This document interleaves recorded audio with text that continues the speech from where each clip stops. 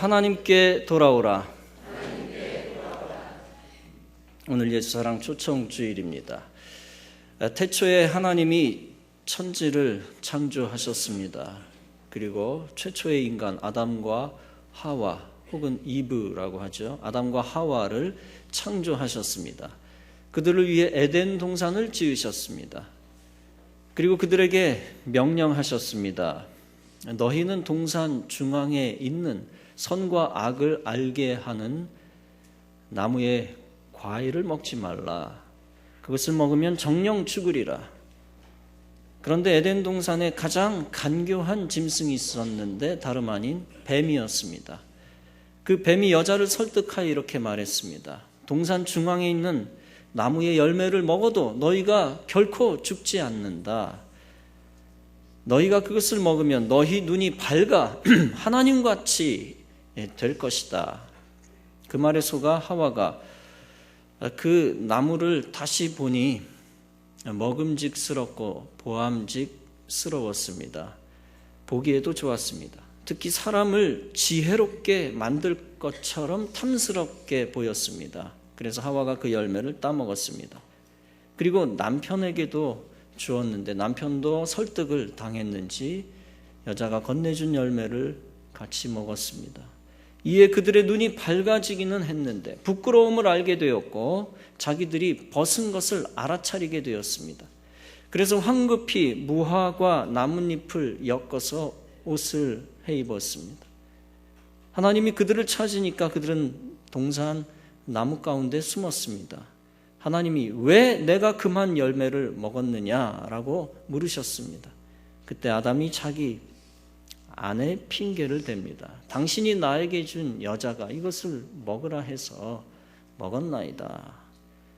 여러분, 남자가 아내 핑계, 여자 핑계 대는 것을 아담 기질이다라고 얘기를 하는데 여기서 이걸 두고 하는 말입니다. 하나님이 여자에게 왜 그런 짓을 하였느냐라고 물으셨더니 여자가 대답합니다. 뱀이 나를 꼬여서 내가 먹을 수밖에 없었습니다. 그때 하나님이 선언하십니다. 뱀아, 너는 모든 육축의 들의 모든 짐승보다 더욱 저주를 받아 배로 다니고 종신토록 흙을 먹을 것이다. 내가 너와 여자 사이를 원수되게 할 것이다. 여자여, 너는 잉태하는 고통을 얻게 될 것이고 수고하여 자식을 낳게 될 것이다. 너는 남편을 사모하고 남편은 너를 다스릴 것이다. 아담아, 너는 저주를 받아 종신토록 수고해야 땅의 소산을 먹을 것이다. 그리고 나중에 너는 흙으로 돌아갈 것이다. 결국 아담과 하와는 에덴 동산에서 쫓겨났습니다. 그리고 하나님은 에덴 동산 동편에 그룹들과 두루 도는 화염검을 두어 생명나무를 지키게 했습니다. 이 에덴 동산 이야기를 불신자들도 거의 모르는 사람은 없습니다. 그러나 어리석은 인간들은 태초에 하나님이 천지를 창조하신 것을 믿지 않고 불신의 죄를 범하고 있습니다. 그래서 허무맹랑한 진화론을 믿기도 하고 결국 예수 그리스도를 떠나 지옥으로 달려가고 있습니다. 그런데 많은 사람들이 질문을 합니다. 하나님은 아담과 하와가 선악과를 따 먹을 줄을 미리 아시지 않았습니까?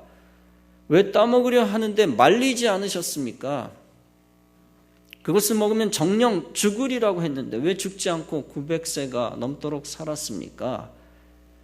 그러나 하나님이 선악과를 만드신 존재론적인 목적이 있었습니다. 그것은 사람은 스스로 생겨난 자존자가 아니며 피조물이다 라고 하는 것을 강조하기 위한 것이었습니다. 즉 전능하신 하나님에게는 선악과가 필요 없습니다. 반대로 유한한 인간에게는 절대적으로 선악과가 필요하다는 것입니다. 그리고 사람은 하나님을 의지하고 순종해야만 하는 존재다라고 하는 것을 알려주시기 위한 것이었습니다. 사람은 말씀 안에서만 영생을 얻는 존재다. 말씀과 계명과 또 하나님의 법도 안에서만 영생을 얻는 존재다라고 하는 것을 가르쳐 주시기 위한 것이었습니다. 곧 선악과라는 것은 인간의 위치를 알려주는 좌표입니다. 표시입니다. 선악과라는 것은 사람에게 인격과 자유가 있다는 것을 말해주는 것입니다. 하나님은 사람과 계약을 맺으셨고 파트너가 되셨습니다. 그것은 사람의 인격과 자유를 존중한다는 뜻입니다. 여러분, 짐승과는 계약을 맺지 아니하셨습니다. 짐승에게는 본능을 주셨습니다. 본능대로 살도록 돌리셨습니다. 그래서 짐승이 본능에 따라 움직입니다. 짐승이 본능대로 산다고 해서 죄가 아니다 라고 얘기할 수가 없습니다. 그냥 본능 자체죠. 본능대로 산다고 해서 죄지었다 라고 얘기할 수는 없습니다. 왜냐하면 하나님은 짐승과 애당초 인격적인 계약을 맺지 아니하셨기 때문입니다. 그래서 이를테면 사자가 토끼를 잡아먹는다고 해서 그게 죄가 될 수는 없습니다. 그러나 사람은 틀립니다. 사람과는 신적 계약을 맺었습니다. 너에게 자유를 준다. 대신 자유에 대한 대가를 치러야 한다. 순종하면 영생이다. 그러나 불순종하면 멸망이다. 선한 일을 하면 축복이다. 그러나 죄를 지으면 죽음이다. 본능대로만 살면 죽음이다. 그것에 따르는 책임을 져야 한다는 것입니다. 이 자유를 주셨다는 것은 우리를 인격적으로 대하신다는 뜻입니다. 만약 자유를 주시지 않았다면 선악과를 주시지 않았을 것입니다. 선악과를 주시지 않았다면 우리는 로봇이나 다름이 없습니다. 알다시피 로봇은 시키는 대로만 움직입니다. 일어나, 물건을 들어, 총을 쏴, 나무를 베어. 이런 로봇은 아무리 지능이 뛰어나도 인격적인 대상이 아니고 인격적 교감을 할 수 없습니다. 지능이 얼마나 뛰어난지 모릅니다. 그러나 인격적 교감의 대상은 아니다. 하나님은 인간을 하나님의 노예로 만드시지 않았습니다. 오히려 친구처럼 만드셨고 인간과 영적인 교제를 하기를 원하셨습니다. 그래서 인간에게 자유를 주셨고 선과 악을 선택할 수 있는 엄청난 특권을 주신 것입니다. 대신 하나님은 선이시기 때문에 인간이 선을 택하여 하나님과 연결되기를 원하셨습니다. 인간이 착한 일, 선을 택한다는 것은 하나님께 순종하는 것을 의미합니다. 인간이 신앙적인 일을 택한다는 것은 하나님의 사람이 되었다라고 하는 것을 의미합니다. 이처럼 하나님은 인간이 인격적으로 특별한 존재로서 선악과 앞에 선 것입니다. 다시 말하면 하나님께서 인간을 굉장한 존재로서, 엄청난 존재로서 선악과 앞에 두신 것입니다. 그리고 하나님은 인간이 영적 파트너이기 때문에 선악과를 따먹을 때도 그것을 억지로 말리지 않은 것입니다. 선악과를 만들어 놓으셨는데 만약 선악과에 인간이 접근하지 못하게 담을 높이 쌓아 올렸으면 어떻게 되었을까요? 그건 어떨까요? 선악과 주위에다가 철저하게 특수부대를 설치해 놓고 인간이 접근하지 못하도록 한다면 어떨까요? 이미 선악과가 아니죠. 그것은 이미 인간을 로봇으로 만드신 것이나 다름없는 것입니다. 인간이 온전한 인격적 결단을 내리지 못하게 하는 불구자로 만드는 겁니다. 의지적 불구자로 만드는 것입니다. 김형석 교수의 수필집에 이런 이야기가 있습니다. 그가 일본에서 공부하던 시절이었습니다. 한 선배가 실연을 당해서 밤낮 슬퍼하면서 밤을 지새웠다고 합니다. 제대로 켤 줄 모르는 바이올린만 밤새 붙들고 고민을 했습니다. 그것을 보다 못한 그가 선배에게 이렇게 말했습니다. 형은 왜 용기가 없어? 한번 부딪혀봐. 내가 도와줄게. 그 아가씨는 지금 잘못 생각하고 있는 거예요. 안 그래? 그런데 그 선배가 김 교수를 물끄미 쳐다보면서 다음과 같이 말했다고 합니다. 형서가, 넌 아직 사랑이 뭔지 모르는구나. 사랑은 그런 게 아니야. 내가 100번 울면 울었지. 사랑하는 사람의 자유에다 어떻게 손을 대겠니? 자유를 부정하는 사랑도 사랑이니? 그 말을 듣고 김 교수는 자유와 사랑의 긴장관계와 변증법을 배웠다는 것입니다. 그렇습니다. 상대방의 자유를 무시한 사랑은 이기심이며 폭력입니다. 어떤 사람은 성급하게 이렇게 묻습니다. 왜 하나님은 사람이 범죄하지 않도록 붙들어 매놓지 않으셨습니까? 그러나 같은 말씀입니다만 하나님은 인간을 나무 토막이나 돌덩어리, 목석으로 만드시 아니하셨습니다. 하나님은 인간의 자유를 절대 빼앗지 아니하시고 선과 악을 택할 수 있는 자유를 주셨습니다. 그것이 바로 선악과 계명 앞에서의 자유입니다. 그런데 악을 택한 죄인을 무조건 하나님께서 쓸어버리지 아니하셨습니다. 오히려 죄인을 위해 독생자를 내어주시는 절대적 사랑을 계획하셨습니다. 이미 선악과 사건 태초부터 절대적 사랑을 함께 계획하셨습니다. 그것이 선악과 계명 속에 이미 숨어있는 하나님의 사랑의 계획입니다. 그 사랑의 계획을 가지고 우리를 찾아오셨습니다. 그래서 하나님은 우리가 그 독생자의 사랑을 깨닫고 순종하고 그 은혜 속에 거하기를 원하셨던 것입니다. 불신앙의 사람들은 그까지 과일 하나 먹었다고 그렇게 대수냐? 그렇게 큰 죄로 간주할 수 있느냐라고 따집니다. 그러나 이것은 과일 하나를 따먹은 사건이 아닙니다. 과일을 따먹었느냐, 나무를 훼손했느냐의 문제가 아닙니다. 과일이 아니고 보석이라면 또 문제가 달라지는 그런 차원도 아닙니다. 과일이든 보석이든 상관없는 것입니다. 선악과든 선악석이든 그것이 본질적인 문제가 아닙니다. 존재론적으로 인간은 절대적 자유 안에 있다고 하는 것이며 하나님의 계명 안에 있다는 것입니다.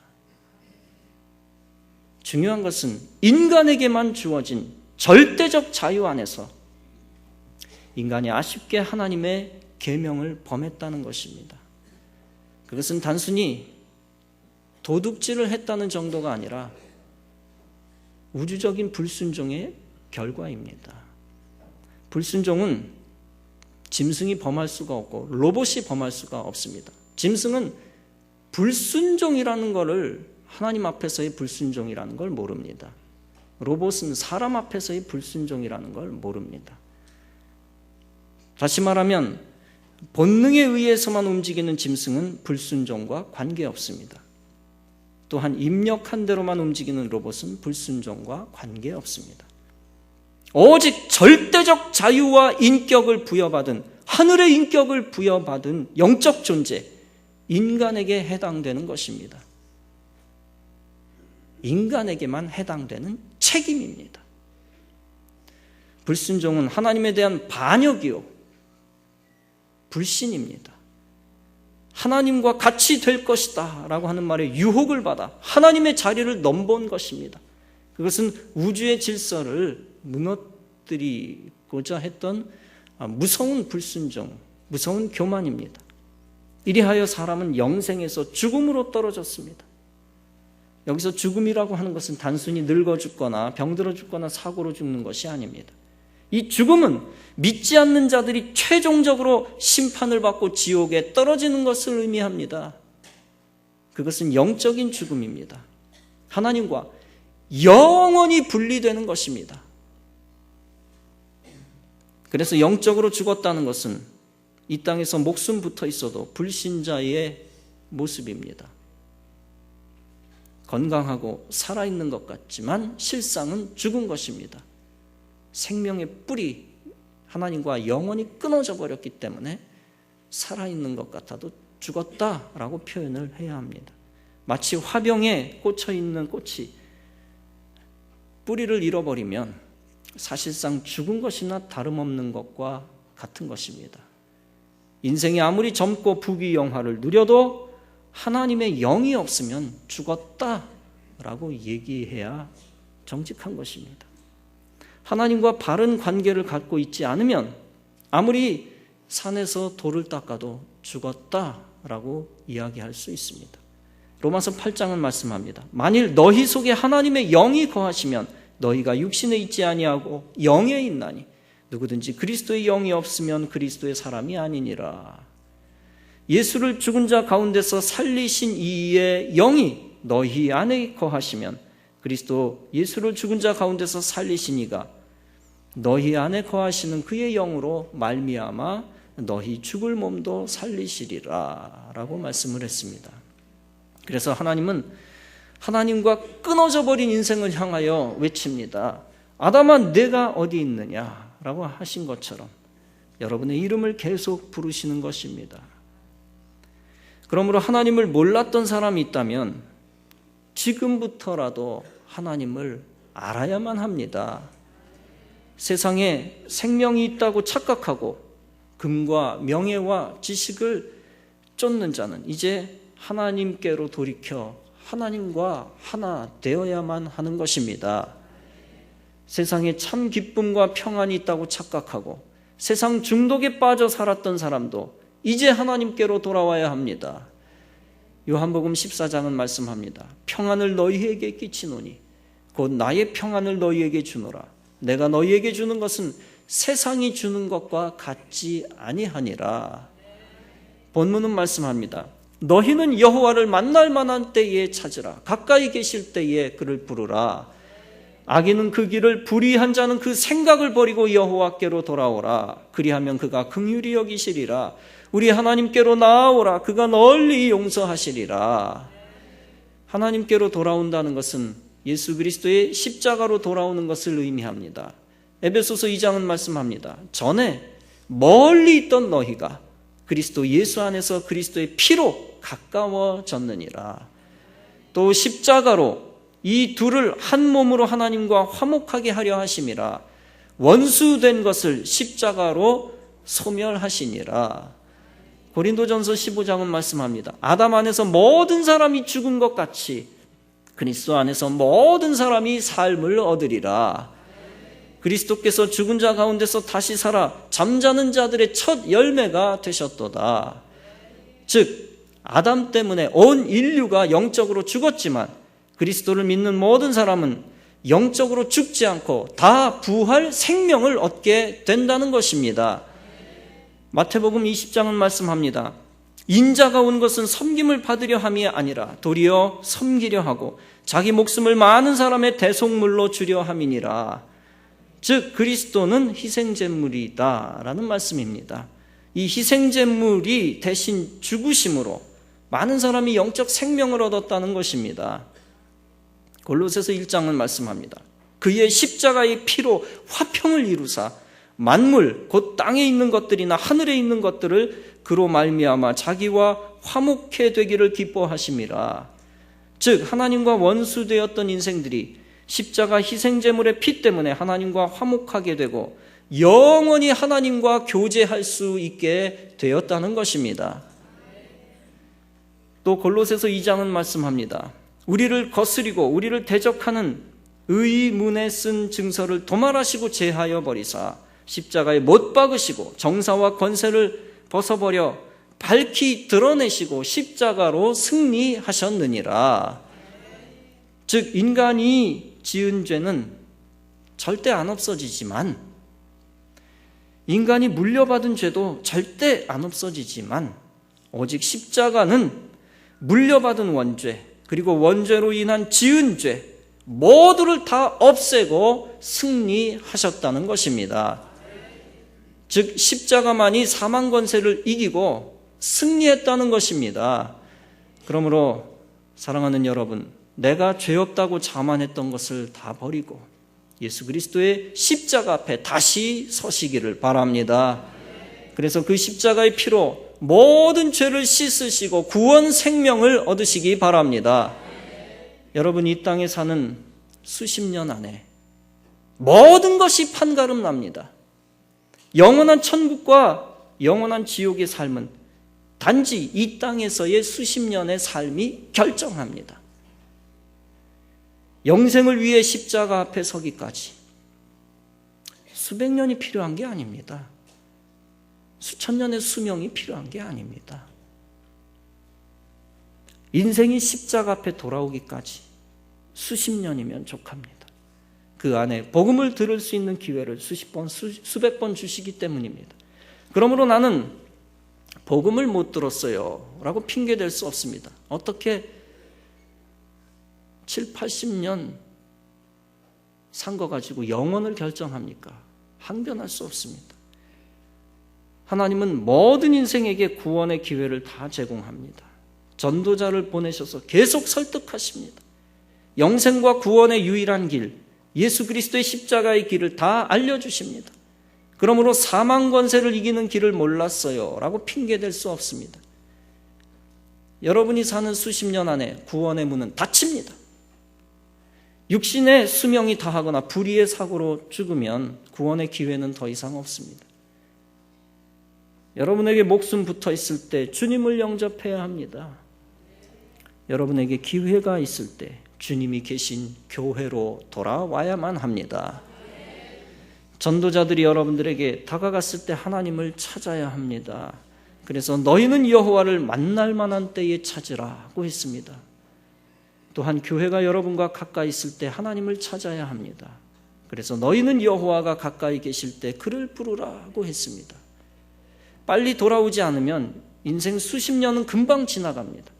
구원의 십자가에서 죽으시고 부활하신 예수님을 정해진 시간 안에 영접하지 않으면 영원한 저주 가운데 들어가게 됩니다. 그 시간 안에 영접한다는 것이 바로 여러분이 살아 숨쉴 때에 영접한다는 것을 의미합니다. 시간이 없습니다. 세월이 짧습니다. 살아있는 기회가 주어졌을 때 빨리 예수께로 돌아와야 합니다. 세상을 좋아했던 그 좋아하는 악한 길과 불의한 생각을 빨리 버리고 주께로 돌아와야 합니다. 내 힘으로 착하게 살아 구원받겠다, 이런 불의한 생각을 버려야 합니다. 하나님 없이, 창조주 없이 인간이 의를 만들 수 있다는 생각을 빨리 버려야 합니다. 그것이 소망 없는, 그런 생각은 소망 없는 인간이 인간을 구원할 수 있다는 인본주의입니다. 또한 우상과 세상 종교가 구원의 길이라는 생각, 악한 생각과 악한 길을 버려야 합니다. 그래서 악인은 그 길을, 불의한 자는 그 생각을 버리고 여호와께로 돌아오라고 한 것입니다. 여호와께 돌아오면 어떻게 된다고 했습니까? 그리하면 그가 긍휼히 여기신다고 했습니다. 우리 하나님께로 나아오면 어떻게 된다고 했습니까? 그가 널리 용서하신다라고 했습니다. 여러분, 십자가의 피로 용서함을 받으시기 바랍니다. 창조주, 구원자, 성부, 성자, 성령님으로부터 불쌍히 여김을 받으시기 바랍니다. 그러면 여러분이 이 땅에서 생을 다하는 날 영생과 부활의 자리로 들어갈 것입니다. 사람이 용서해 준다고 여러분 부활하는 거 아닙니다. 사람이 불쌍히 여겨준다고, 옆에서 눈물을 뚝뚝 흘려준다고 해서 지옥 형벌이 저절로 없어지는 것이 아닙니다. 오직 전능하신 하나님이 용서해 주실 때만 부활 생명을 얻게 된다는 사실을 믿으시기 바랍니다. 오직 화해자 그리스도께서 불쌍히 여겨주실 때만, 그리스도께서 눈물을 흘려주실 때만 지옥 형벌을 면할 수 있는 것입니다. 그러므로 여러분, 구원의 진리는 오직 한 분, 하나님뿐임을 믿으시기 바랍니다. 오직 구원의 한 길로만 가고 주님이 태초에 정해주신 일방통행으로만 갈 때에 용서받고 구원 생명을 얻는 것입니다.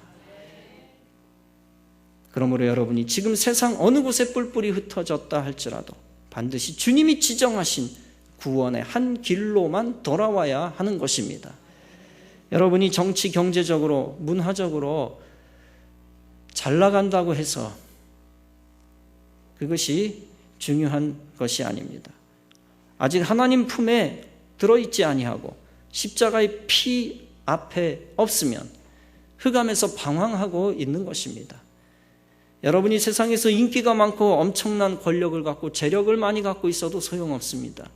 아직 교회 밖에 있고 하나님이 정해놓으신 말씀 밖에 있으면 사망 권세 안에 있는 것입니다. 하나님 말씀 밖에 있으면 사망 권세 안에 있는 것입니다.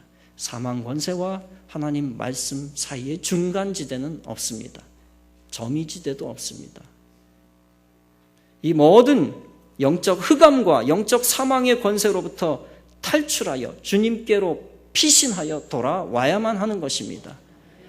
하나님 품으로, 주님의 보좌 앞으로, 십자가 보혈 앞으로, 교회 안으로, 생명의 말씀 안으로 돌아와야만 하는 것입니다. 그래야만 무서운 환난의 폭풍을 피할 수 있고 참 안식 가운데 하늘의 평화를 얻게 되는 것입니다. 그것이 사는 길이요, 그것이 영생의 길이요, 참 기쁨과 평화의 길이요, 이 땅에서도 제대로 선하게 착하게 살 수 있는 유일한 지름길입니다.